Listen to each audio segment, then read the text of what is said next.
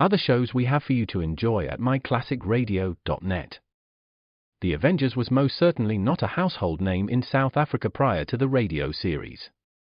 With no national television service until 1976, the mechanism simply was not present in the country to show television programs to mass audiences. While many other countries reveled in the filmed adventures of John Steed and Company, South Africa was not equipped to join in the fun. The series took Britain by storm and made a major impression in the American markets, being that greatest of rarities, a British series given a network transmission slot. However, as a film series, rather than a videotaped one, The Avengers was able to gain a modicum of exposure in South Africa through film rentals. Come and listen at myclassicradio.net. A private detective like me, Jerry Browning, has this in common with a doctor. A lot of the work he does is for free. I straightened up in my seat as white-haired Judge Eli Whitney Rockmore took his place. A moment later, the jury filed back in and handed down a decision I was sure they would. We, the jury, find the defendant, Robert Heil, guilty as charged.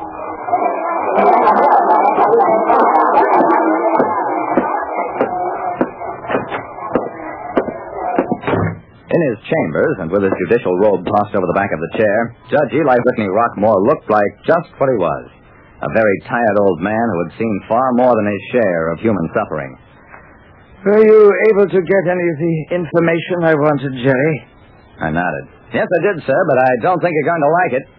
The judge smiled wryly. You mean this boy, Heil, is really guilty? I hated to say it, but I had to. I located 2 witnesses who saw Heil walk into the gas station, and that the state's attorney never got around to calling because he didn't need them. Furthermore, just about a year ago, Bob Heil's brother was killed while attempting very much the same kind of holdup. I paused. You want me to go on? Judge Rockmore shook his head. I'm afraid that's enough. I have no choice but to pass sentence on this boy. But just the same, Jerry, if he's guilty, then I've learned nothing in my 35 years on the bench. In spite of the overwhelming evidence against a prisoner, old Judge Rockmore did not think he was guilty. Robert Heil, this court sentences you to serve a period of not less than 5 years, nor more than 10 years at hard labor. The court is adjourned. Well, that should have been the end of it. But when a man like Judge Rockmore, who spent 35 years on the bench, tells me that he thinks he's sentencing an innocent man, then my conscience begins to nag me. I had a long talk with Warden Hazelton, who told me, I would say that Bob Heil's an average prisoner, Mr. Browning. He's not asked for any special favors, except to be transferred from the laundry to the tailor shop. How does he get along with the other prisoners, Warden? The warden shrugged. Quite well. He's been making friends of some hardened criminals, I'm sorry to say. Why do you ask these questions, Mr. Browning? I shrugged. I wish I knew, Warden. There's something peculiar about Heil, and I thought maybe up here I could find out what it was. But I guess I was wrong. When I got back to town, I went to see Judge Rockmore at his home, told him about my visit to the pen. He listened silently, nodded his head a few times. When I'd finished, Jerry, you mentioned that Heil's brother had been killed while attempting a similar holdup. What do you know about that case? Not too much, sir. His brother was one of 3 men who held up a big gas station, killed an attendant.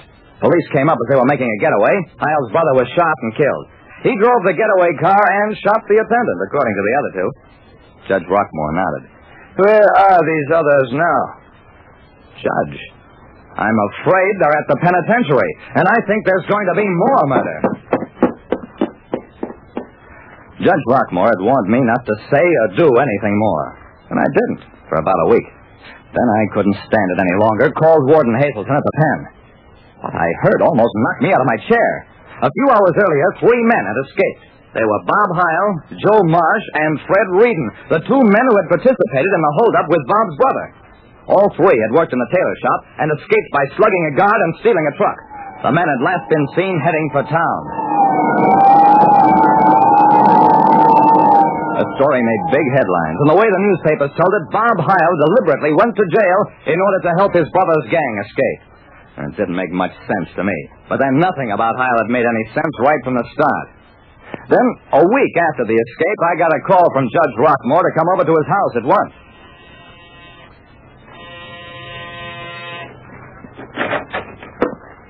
I found Judge Rockmore alone in his study. Sit down, Jerry.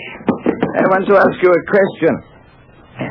Suppose you were a young, unemployed ex-soldier. You drove into a gas station, and as you did, two men jumped into your car, held a gun to your head, and told you to stop driving. What would you do? I guess I'd start driving, Judge.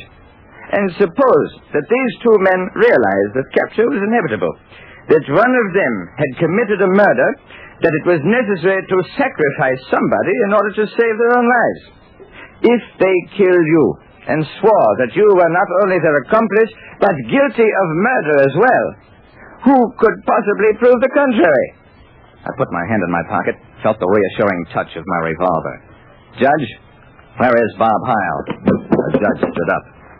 Take your hand out of your pocket, Jerry. Bob, come in here.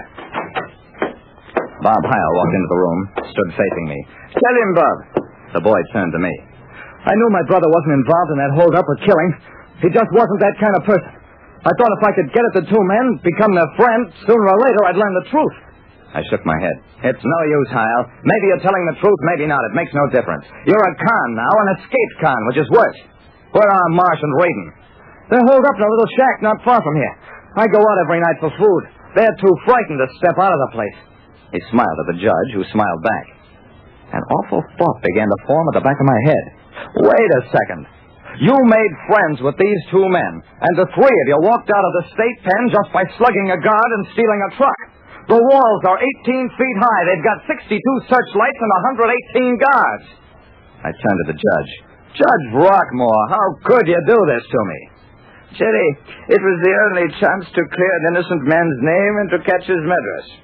After you came back from the penitentiary and told me that Bob had applied for a transfer to the tailor shop, I drew my own conclusions and was in communication with Warden Hazelton.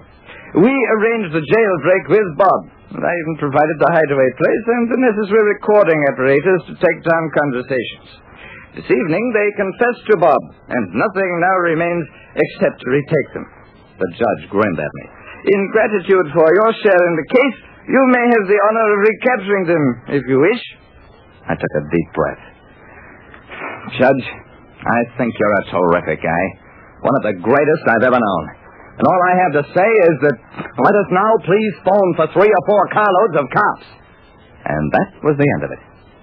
Like I said, another thing that a detective has in common with a doctor is that people are always holding out information on both of them.